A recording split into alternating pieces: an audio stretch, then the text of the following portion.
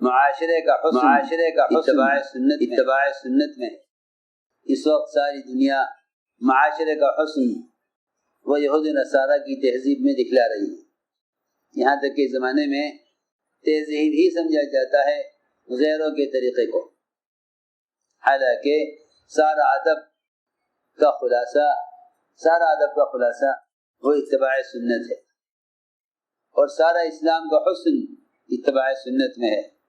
اگر اتباع سنت نہ ہوگا تو حقوق پامال ہوں گے، اتباع سنت نہ ہو تو حقوق پامال ہوں گے، کیونکہ حضور اکرم صلی اللہ علیہ وسلم کے طریقے میں اعتدال ہے۔ اعتدال کسے کہتے ہیں؟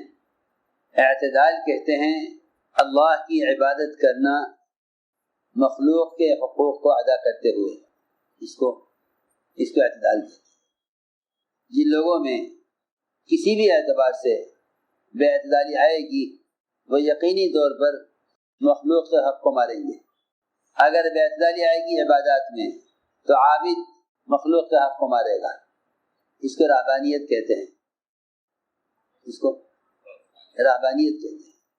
کہ خالق کی ایسی عبادت جسے مخلوق کا حق کو ضائع کر دیا جائے۔ فرمایا کہ اسلام میں رہبانیت نہیں ہے۔ کیا مطلب ہے اس کا؟ اسلام میں رہبانیت کے نہ ہونے کا مطلب یہ ہے کہ جو شخص محمد صلی اللہ علیہ وسلم کے طریقہ اعتدال پر چلے گا وہ رہبانیت سے بچا رہے گا۔ اس لیے جن لوگوں نے آپ سے بڑھ کر عمل کرنا چاہا، آپ نے فرمایا من رغب عن سنتی فلیس منی، وہ شخص میری جماعت میں سے یا میرے گروہ میں سے نہیں ہے جو میری سنت سے اعراض کرے۔ اعراض کرنے والا بھی اس کو فرمایا جو عبادت میں بھی اعتدال پر نہ رہے۔ اس لیے فرمایا اعط کل ذی حق حقا، کہ ہر ایک کا حق ادا کرو، ہر ایک کا حق ادا کرو۔ جن صحابہ نے عبادات میں آپ سے آگے، اور روزے میں آپ سے آگے، اور رات کے قیام میں آپ سے آگے، اور اپنے آپ کو نفسانی خواہش سے بچانے میں اپنی بیویوں سے الگ کر کے آپ سے آگے بڑھنا چاہا، آپ نے ان کو یہ فرمایا من رغب عن سنتی فلیس منی، کہ جو میرے طریقہ اعتدال سے اعراض کرے وہ میری جماعت میں سے نہیں ہے۔ اس لیے میرے دوستو عزیزوں، ہر زمانے میں اتباع سنت ہی اصل ہے۔ ایک استنجے کی سنت سے لے کر ایک آپ کی دعوت اللہ کی سنت تک ہر چیز میں اتباع شرط ہے۔ صحابہ کرام اس حد تک اتباع کرتے تھے کہ دیکھنے والا ان کو پاگل کہے، اتباع سنت کا اتنا زیادہ اہتمام کرتے تھے کہ دیکھنے والا ان کو پاگل کہے۔ روایت میں ہے کہ اگر تم عبداللہ بن عمر رضی اللہ تعالیٰ عنہ کو حضور اکرم صلی اللہ علیہ وسلم کے آثار کا تتبع کرتے ہوئے دیکھ لو تو تم ان کو پاگل کہو۔ اتنا تتبع کرتے تھے آثار نبوی صلی اللہ علیہ وسلم کا۔ راستے میں چلتے چلتے ایک طرف کو چلے گئے، پھر راستے پر آ گئے، لوگوں نے پوچھا آپ نے ایسا کیوں کیا؟ کہا کہ میں نے حضور اکرم صلی اللہ علیہ وسلم کو ایسا کرتے ہوئے دیکھا۔ اہتمام سے جاتے تھے، ایک درخت کی جڑ میں پانی دیا کرتے تھے، اس درخت کو جنگل میں تھا، حالانکہ کوئی پھل دینے والا درخت نہیں تھا، اس کو تازہ رکھتے تھے۔ لوگوں نے پوچھا آپ اتنی مشقت اٹھاتے ہیں، اس درخت کو سرسبز رکھنے کے لیے مستقل اس کے لیے صبر کر کے آتے ہیں، پانی دے کے جاتے ہیں، آخر کیا ضرورت ہے اس درخت کو سنبھالنے کی اور اس درخت کو زندہ رکھنے کی؟ فرمایا کہ حضور اکرم صلی اللہ علیہ وسلم نے ایک مرتبہ اس درخت کے نیچے قضاء حاجت فرمائی ہے۔ جو آدمی اتنا اتباع کرتا ہو صرف اس میں کہ آپ نے یہاں استنجا کیا ہے، وہ آپ کے طریقے استنجا میں کتنا اتباع کرتے ہوں گے، وہ آپ کے کھانے میں پینے میں کتنا اتباع کرتے ہوں گے، وہ آپ کے لباس میں کتنا اتباع کرتے ہوں گے۔ اس میں اتباع کریں کہ آپ نے یہاں استنجا کیا تھا اس درخت کے نیچے، لہذا اس درخت کو تازہ رکھا جائے۔ تو جتنا اتباع سنت ہوگا اتنے حقوق ادا ہوں گے، کیونکہ اتباع سنت میں معاشرے کا اعتدال ہے، اور معاشرے کے اعتدال سے ہی سب کے حقوق ادا کیے جا سکتے ہیں۔ جو لوگ معاشرے کی لائن میں حد سے گزر جاتے ہیں وہ حقوق ضرور مارتے ہیں، کیونکہ کسی کو حقوق کو مارے بغیر خواہشات کو پورا نہیں کیا جا سکتا، حقوق مارے بغیر خواہشات پوری نہیں ہو سکتی۔ یہاں تک کہ آدمی اپنی خواہش کو پورا کرنے کے لیے ایک غریب کے حق کو بھی مار لے گا، کیونکہ صحابہ کرام کا معمول یہ تھا اور مزاج یہ تھا کہ وہ اپنے زائد چیز کو اپنا حق نہیں سمجھتے تھے، جو چیز اپنی ضرورت سے زائد ہے اس کو اپنا حق نہیں سمجھتے تھے۔ اس لیے میں نے عرض کیا کہ خواہش پر چلنے والے حقوق ضرور مار لیں گے۔ صحابہ کرام کی تربیت اس طرح کی گئی کہ ان کو ہر حق والے کا حق ادا کرنے پر آمادہ کیا گیا۔ اس کی وجہ سے ہر ایک کو شکایت کرنے کا بھی حق تھا۔ خلفائے راشدین بھی شکایت سنا کرتے تھے اور اس شکایت کو سن کر اعتدال پر لانے کی کوشش کیا کرتے تھے۔ ایک عورت کا عمر رضی اللہ تعالیٰ سے اپنے شوہر کی شکایت کرنا، یہ بھی معاشرے کا ایک معاشرے کا بڑا شعبہ ہے کہ اگر کوئی اپنے گھر والوں کا یا متعلقین کا حق مارے تو شکایت کے ذریعے اپنے حق کا مطالبہ کرے، اس کا بھی ایک شعبہ تھا۔ اور خلفائے راشدین شکایت غور سے سنا کرتے تھے۔ ایک عورت نے آ کر عمر رضی اللہ عنہ سے شکایت کی، اور آ کر یہ شکایت کی، کیونکہ عورتیں بھی دونوں قسم کی ہوتی تھیں، ایسی عورتیں جو اپنی خواہشات کو دین کے تقاضوں کے لیے قربان کرنے والی، اور ایسی عورتیں بھی تھیں کہ اگر ان کا حق ادا نہ ہو تو اپنے حق کے مطالبے کے لیے شکایت کریں۔ اعتدال اس سے ہی قائم رہ سکتا ہے، اعتدال اس سے ہی قائم رہ سکتا ہے، ورنہ ایسی بھی عورتیں تھیں جنہوں نے اپنے شوہروں کی حق ادا نہ ہونے پر تعریف کی ہے، حق ادا نہ ہونے پر تعریف کی۔ ابو درداء رضی اللہ عنہ کی بیوی نے ایسی تعریف کی کہ ابو درداء ایسے اچھے آدمی ہیں کہ ان جیسا آدمی کوئی نہیں ہے، رات بھر مصلی پر دن بھر روزے سے رہتے ہیں۔ ایسی بھی تعریف کرنے والی عورتیں، اور ایسی بھی عورت جس نے آ کے اپنے شوہر کی حضرت سے شکایت کی کہ یہ دن بھر روزے سے رہتا ہے، رات بھر مصلی پر رہتا ہے۔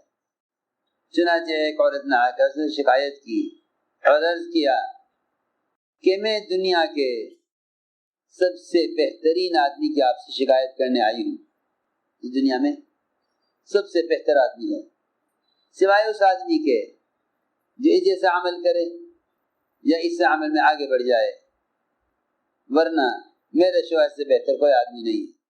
میں اس کی شکایت کرنے آئی ہوں کہ کیا شکایت ہے؟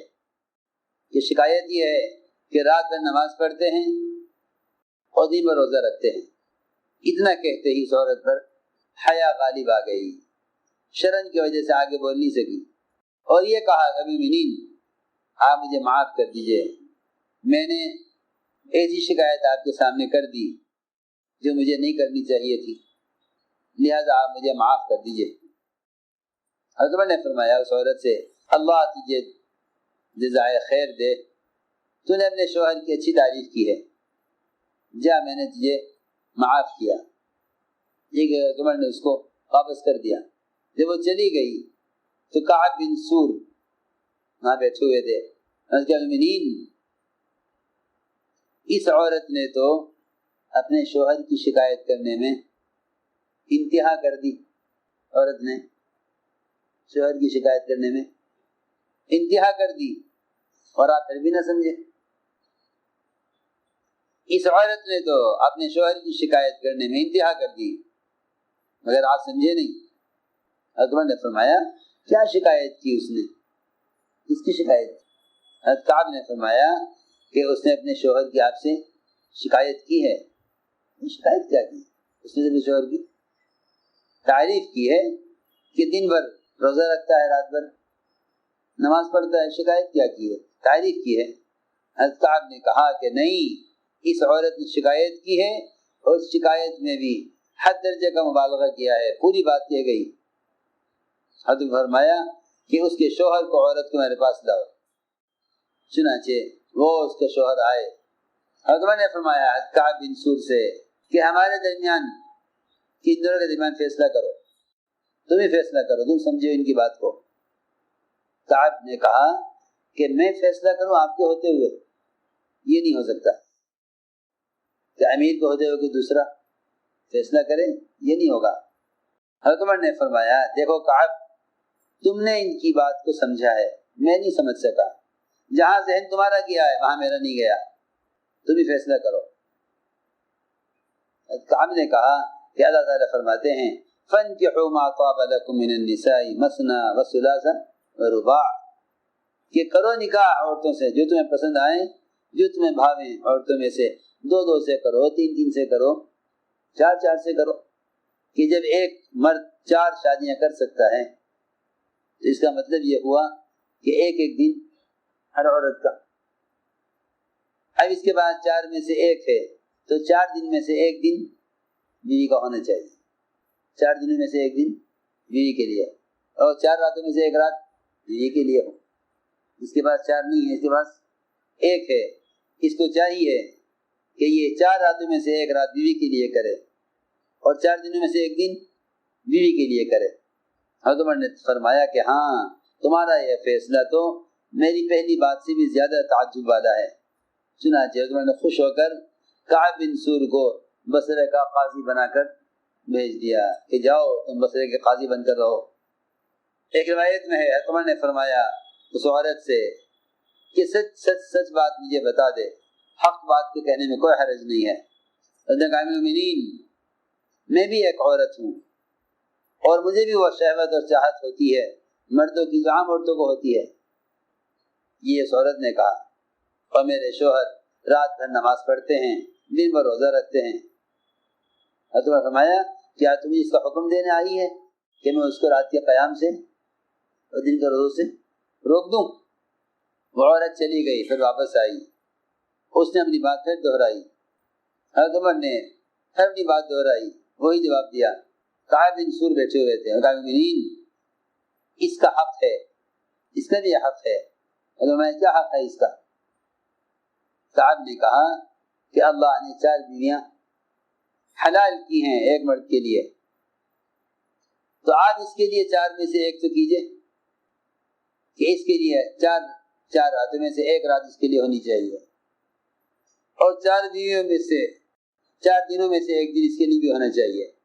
چنانچہ حضرت عمر نے اس کے شوہر کو بلایا، اس کو حکم دیا کہ وہ 4 راتوں میں سے 1 رات اس کے ساتھ گزارا کرے اور 4 دنوں میں سے 1 دن اس کے ساتھ گزارا کرے، 4 دنوں میں سے 1 دن روزہ کھولے، اس کے ساتھ گزارے۔ چنانچہ حضرت عمر نے اس کے شوہر کو بلایا، اس کو حکم دیا کہ وہ 4 راتوں میں سے 1 رات اس کے ساتھ گزارا کرے اور 4 دنوں میں سے 1 دن اس کے ساتھ گزارا کرے۔